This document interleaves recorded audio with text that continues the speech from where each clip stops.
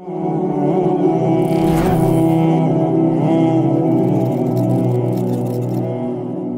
अलैकुम वरहमतुल्लाहि वबरकातुहू। बिस्मिल्लाह वस्सलातु वस्सलामु अला रसूलिल्लाह। नबी अलैहिस्सलातु वस्सलाम को अल्लाह रब्बुल आलमीन ने जवामिउल कलिम अता किए थे, यानी आपकी बात में अल्फाज कम और उसका माना मफ़हूम बहुत ज़्यादा होता था।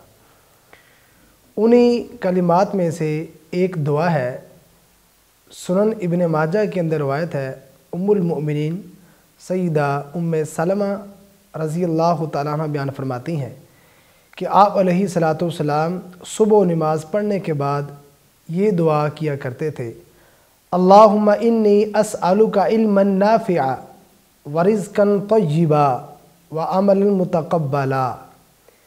आपके दिन का आगाज़ इन तीन अहदाफ के साथ होता था।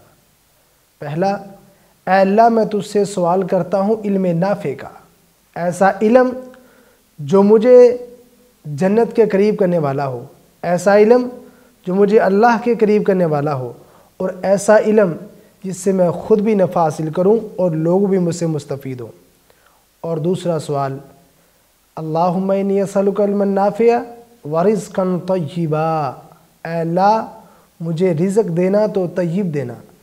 हर इंसान अपने दिन के आगाज़ के बाद जैसे आगाज़ करता है, नमाज़ पढ़ता है, उसके बाद अपनी रोज़ी रोटी के लिए निकलता है, तो आप ये दुआ किया करते थे, अल्लाह मुझे रिज़्क़ देना तो तय्यब देना। तय्यब रिज़्क़ का मतलब है पाकीज़ा रिज़्क़, हलाल वाला, हराम से महफूज रख देना।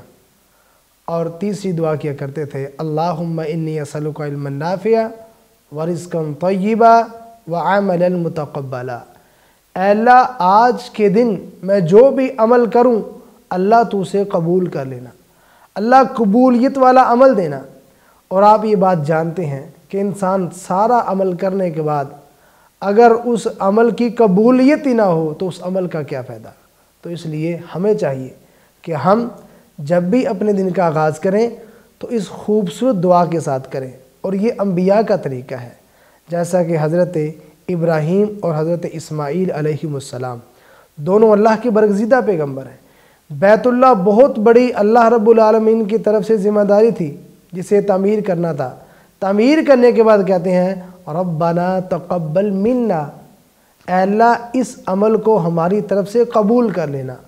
तो हमें भी चाहिए हम इस दुआ को भी पढ़ें और इसके जो लवाज़मात हैं उसका भी ख्याल करें। अल्लाहुम्मा इन्नी अस्अलुका इल्मन नाफ़िआ व रिज़्क़न तय्यिबा व अमलन मुतक़ब्बला। अल्लाह रब्बुल आलमीन हमें पढ़ने की तौफ़ीक़ अता फ़रमाए।